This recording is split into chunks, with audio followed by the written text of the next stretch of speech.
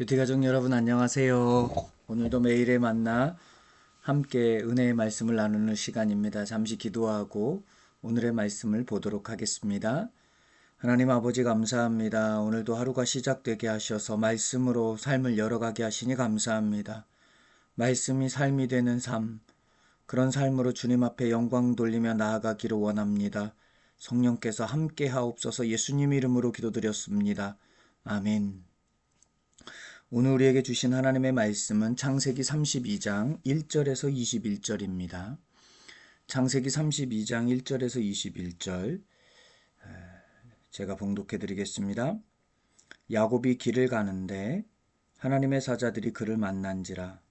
야곱이 그들을 볼 때에 이르기를 이는 하나님의 군대라 하고 그 땅 이름을 마하나임이라 하였더라. 야곱이 세일 땅 에돔 들에 있는 형 에세에게로 자기보다 앞서 사자들을 보내며 그들에게 명령하여 이르되 너희는 내 주 에서에게 이같이 말하라. 주의 종 야곱이 이같이 말하기를 내가 라반과 함께 거류하며 지금까지 머물러 있었사오며 내게 소와 나귀와 양떼와 노비가 있으므로 사람을 보내어 내 주께 알리고 내 주께 은혜 받기를 원하나이다 하라 하였더니 사자들이 야곱에게 돌아와 이르되 우리가 주인의 형 에서에게 이른즉 그가 400명을 거느리고 주인을 만나려고 오더이다. 야곱이 심히 두렵고 답답하여 자기와 함께한 동행자와 양과 소와 낙타를 두 떼로 나누고 이르되 에서가 와서 한 떼를 치면 남은 한 떼는 피하리라 하고 야곱이 또 이르되 내 조부 아브라함의 하나님 내 아버지 이삭의 하나님 여호와여 주께서 전에 내게 명하시기를 내 고향 내 족속에게로 돌아가라. 내가 내게 은혜를 베풀리라 하셨나이다. 나는 주께서 주의 종에게 베푸신 모든 은총과 모든 진실하심을 조금도 감당할 수 없사오나 내가 내 지팡이만 가지고 이 요단을 건넜더니 지금은 두 때나 이루었나이다. 내가 주께 간구하니 내 형의 손에서 에서의 손에서 나를 건져내시옵소서. 내가 그를 두려워함은 그가 와서 나와 내 처자들을 칠까 겁이 나기 때문이니이다. 주께서 말씀하시기를 내가 반드시 내게 은혜를 베풀어 내 씨로 바다에 셀 수 없는 모래와 같이 많게 하리라 하셨나이다.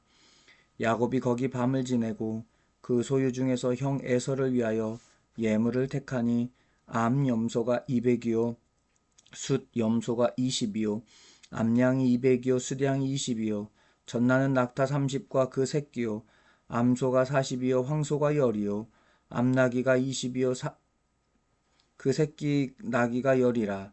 그것을 각각 때로 나뉘어 종들의 손에 맡기고 그의 종에게 이르되 나보다 앞서 건너가서 각 때로 거리를 두게 하라 하고 그가 또 앞선 자에게 명령하여 이르되 내 형 에서가 너를 만나 묻기를 네가 누구의 사람이며 어디로 가느냐 네 앞의 것은 누구의 것이냐 하거든 대답하기를 주의 종 야곱의 것이요 자기 주 에서에게로 보내는 예물이오며 야곱도 우리 뒤에 있나이다 하라고 그 둘째와 셋째와 각 때를 따라가는 자에게 명령하여 이르되 너희도 에서를 만나거든 곧 이같이 그에게 말하고 또 너희는 말하기를 주의 종 야곱이 우리 뒤에 있다 하라 하니 이는 야곱이 말하기를 내가 내 앞에 보내는 예물로 형의 감정을 푼 후에 대면하면 형이 혹시 나를 받아주리라 함이더라.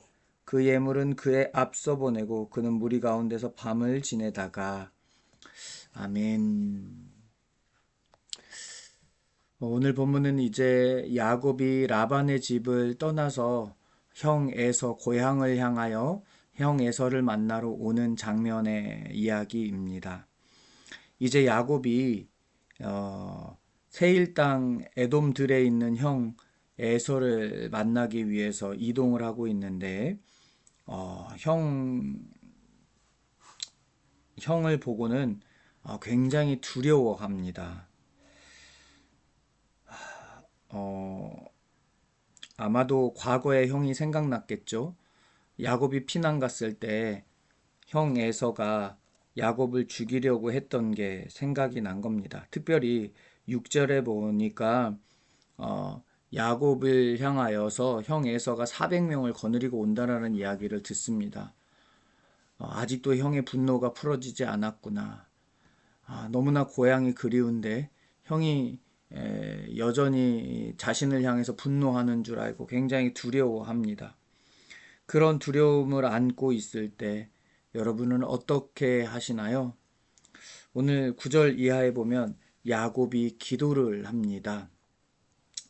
근데 여러분, 야곱의 모습 속에서 굉장히 바뀐 모습이 있는데, 그동안은 자기 꾀를 의지하다가 이제는 누구를 의지하냐면 하나님을 의지하는 겁니다. 기도를 한다는 건 하나님을 의지하는 거잖아요. 사람들은 자기가 믿을 만한 게 있으면 기도를 하지 않습니다.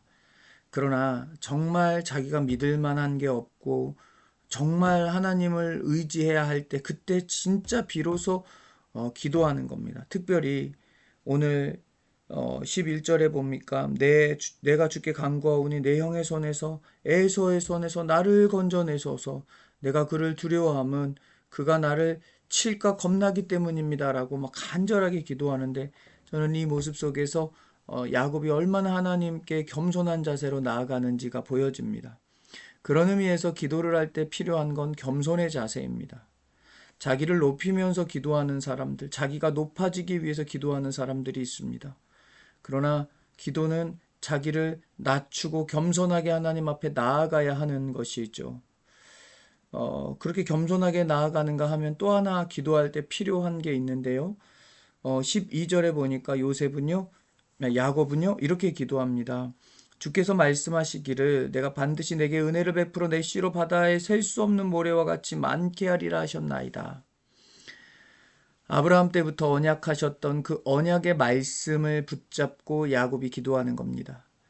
여러분, 기도할 때 두 가지 자세를 견지해야 합니다. 하나는 겸손의 자세, 하나는 말씀을 붙잡고 기도하는 겁니다. 여러분, 우리의 기도를 돌아볼 수 있기를 바라요. 겸손하게 하나님 앞에 기도하고 있는지, 또 하나는요, 내가 말씀을 의지하며 말씀의 세계관 속에서 기도하고 있는지, 아니면 내 욕심과 탐심을 채우기 위해서 기도하고 있는지를 점검해야 합니다. 우리는 너무나도 잘 알고 있잖아요. 기도할 때 너희는 먼저 그의 나라와 그의 의를 구하라고 합니다. 내 것을 구하지 말라는 이야기가 아니라 하나님의 뜻 안에서 구해야 한다라는 것이겠죠. 그런데 우리가 하나님의 뜻과 상관없이 내 뜻을 가지고 마치 내 뜻을 이루어감에도 불구하고 거기에 하나님을 넣으면 그것이 하나님의 뜻인 양 이야기할 때가 있습니다. 이런 자세는 겸손과 사실 거리가 있잖아요. 겸손하게 정말로 기도하는 사람은 하나님의 뜻을 구하게 되어 있습니다. 그러니 말씀의 세계관으로 기도하는 것이죠. 우리의 기도가 그러한 기도가 되기를 소망합니다. 우리 13절 이하에 이제 형에게 다가가는데, 그냥 다가가는 게 아니라 예물을 세 떼를 나누어서 보냅니다. 왜 그렇죠? 형의 마음을 예물을 통해서 누그러뜨리려고 하는 겁니다. 여전히 인간적인 모습을 하려고 하는 모습이 보이지요. 이것이 어쩌면 우리의 모습입니다. 그래서 우리도 야곱이죠. 그런데 이게 언제 무너집니까?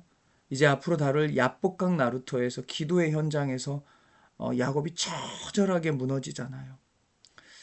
야곱이 하나님의 사람으로, 기도의 사람으로 성장해가는 과정인 것 같아요.